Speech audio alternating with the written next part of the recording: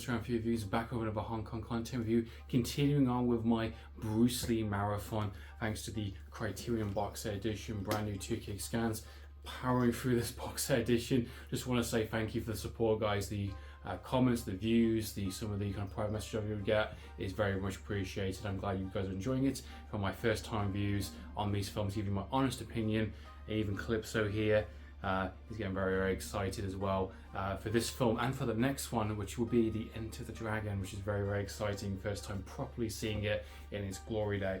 So this one will be a review for the third film Bruce Lee did, and this one's extra special because not only did he direct, starred, written, even some of the music for, this is a Bruce Lee fully controlled movie, third entry in his kind of marathon movies, proving that he is #1 in Hong Kong. So let's talk about Way of the Dragon.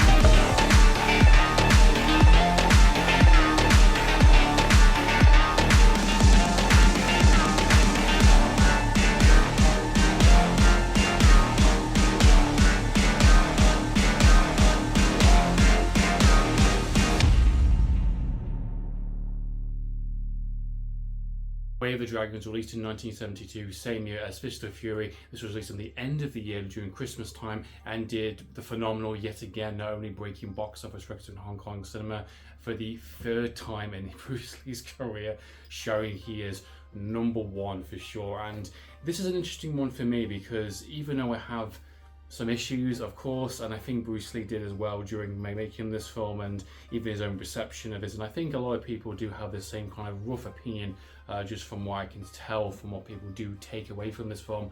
For one, I would say this film is a fantastic effort on Bruce Lee's part. First time directing, writing, starring in the film, getting it all right, just trying to make this film the best he possibly can, bringing his philosophy to the big screen with his fighting styles, bringing in, actual professionals and that were fighters that could match up to the same level of Bruce Lee, could take some punches, take some hits, and do these really kind of long take sequences without kind of cutting compared to some of his kind of fellow actors that he had in the previous two movies.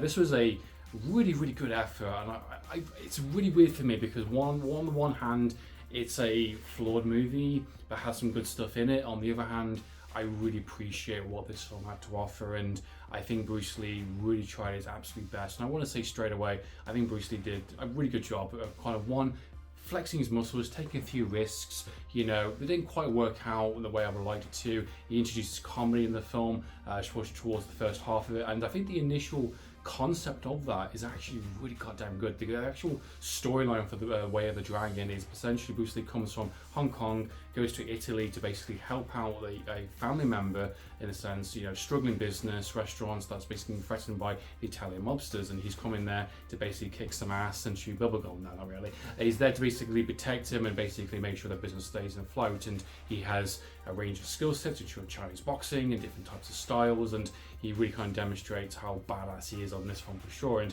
towards the first early part of the film, he's a bit of a klutz. He's a bit of a, culturally doesn't know how to think or how to say, and he doesn't know how to react to people. He's been told to smile more when someone's smiling, and he just the thumbs up, and he's asking for large portions of food in terms of restaurant orders, and he needs to go to the toilet a lot apparently. There's some attempts at comedy and there's some weird attempts at kind of humor in places, and I think some bits work sort of ish. It doesn't quite land the marking, but basically Bruce Lee is trying to do what Jackie Chan did and what Drive does as well within the late 90s going into 2000s, essentially having a foreigner come to a foreign land, getting used to their kind of customs and their kind of the ways and how to interact with people. He doesn't speak any English, he doesn't speak Italian. Do you understand the words that are coming out of my mouth?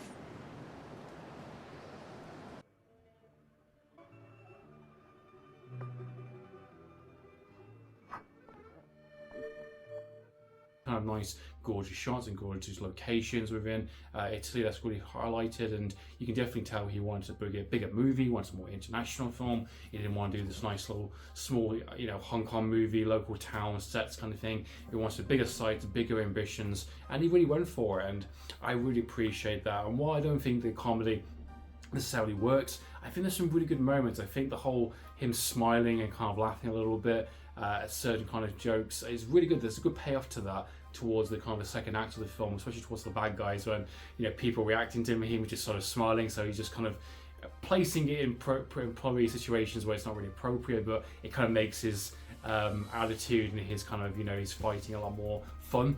I think all of his action moments and his choreography between not only the bad guys with some of the kind of fellow comrades he has from the restaurants, the also learning kind of Chinese boxing in the kind of back streets, it's pretty fun. I think it's really good. I think there's some really awesome action set pieces, and we have to talk about the best one in the entire film is of course Bruce Lee versus Chuck goddamn Norris, and it is glorious. It is fantastic, and it's definitely the best fight scene. It's definitely the most kind of well staged sequence in the entire film. It's the Coliseum. It's a grand fight between Bruce Lee and Chuck Norris and some cats. No, not really. But the fight scene itself is fantastic. I love the fact they both warm up, they both do the stretches, and they're both kind of getting into shape, and they both kind of just go for it. I really love this kind of little dance back and forth, and the fact he has to adapt to his kind of sense of style because Chuck Norris is coming in with different types of moves compared to what he's used to, and there's a really good sense of respect and honor, and there's not much talking in, obviously. There's just more kind of facial expressions and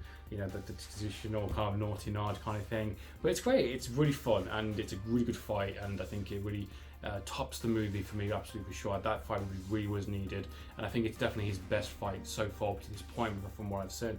And some of the other smaller fights as well are pretty solid, and I think he definitely goes for it a lot more this time around. There's definitely a lot more flavour and flair kind of thing to this kind of the way it's shot, the way it's presented. Dragon whip, sister. However, I do think it falls definitely in terms of just basic kind of writing, and there's some really weird kind of downtime, and there's just a bit of rinse and repeat, and there's a good portion of the film not really a lot happens. It's kind of like the same stringed out story for quite some time. The love interest aspect is quite weak. I think some of the connections with this little group is just kind of okay.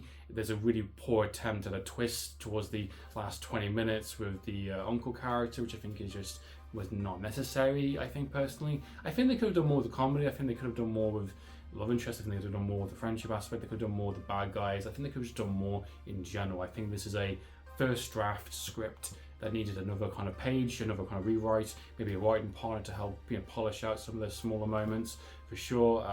But I think he does a really good job of what he can. And considering this is his first time directing, I think he captures the footage really well. I think it looks nice, from sets to the outside locations. I think he does a really good job in the editing room for sure to capture these scenes. I think he works really well with the team he had presented, and I think he definitely wanted to make this own of learning curves as well within the kind of the script and how it's presented. There is a really strong kind of writing kind of terminology in the film that does apply to this film called the Chekhov's gun, and if anyone's familiar with that terminology, it basically means if you're introducing a gun within your first act, you have to use it within your second or third act. You have to pay that off. You don't introduce things into your film that you're not necessarily going to use. And that is just kind of basic writing 101. It's a very interesting kind of terminology, and I think it's something that the film really struggles with. And now, one of the things I did mention within the Big Boss review, or in terms of the film was actually set in the 70s, and that's interesting. The only Fist of Fury was set during the kind of a timepiece kind of movie. The first movie and this one both is set within kind of early 70s during the kind of time, and you can tell obviously from the clothes and the attitude and the terrible kind of mustaches and hairdos. It's just all fully 70s, and it's just kind of funny and glorious at the same time. But there is a constant theme of this idea of the Italian gangster member characters. Some of them don't fight, some of them just whip out guns and they're going to shoot you. And they're thinking, well, yeah, what's the point of having Bruce Lee all these kind of really badass fighting and kick-ass moves, Chinese boxing and all these different types of, adapting to the enemy's kind of fighting styles if you can't take him out with a gun. And he has this kind of idea where he kind of throws sharp pencils and disarms you kind of thing, and it works for the most part. It gets a little bit ridiculous when every single time he faces these bad guys, he's having to use it. He's having loads in his pocket somehow, and I just feel like if I got a pencil stuck in my arm and the gun fell off, I'll just pick it up anyway and shoot him, because if I can't take him on, you know, surely I'll get all the other guys to kind of take him on. There's little things like that, you see, and the gun does get used, the gun does get paid off towards the third act, of course, literally within the last 5 minutes of the film, I may add, which I find is quite funny to kill off some characters. But it's something that I was noticing quite a lot for the film. A little bit frustrating, but I think they used it to the best they could. They knew you couldn't get around guns because guns are a thing. It was acknowledged in the film, it's presented in the film, and he finds a way to go around it. For my first time viewing for The Way of the Dragon, I have to say the film is a really, really good effort. I think it's definitely a flawed film. It's definitely not my favourite. I did prefer Fist of Fury a lot more compared to this. However, I did appreciate all the aspects he brings to the table, all the things he tries to do in this film. I don't think he kind of hits the mark, and I think there is like kind of scratching the surface of what Bruce Lee was trying to offer during that time. And I think it's, in a bigger kind of scope perspective wise, it's a fantastic accomplishment, a fantastic achievement on his behalf, and just watching it in that kind of lens, I think definitely makes it a lot more enjoyable for the film that the film actually is. So that's been my thoughts and opinions on Way of the Dragon, guys. What are your thoughts and opinions? Please comment down below. This is your favourite fight scene potentially. What is the best Bruce Lee fight scene out of all of his movies so far? This is definitely the best one. Next up we have the big one. We have Enter the Dragon. Ooh, very excited, guys. Until the meantime, guys, I'm for reviews.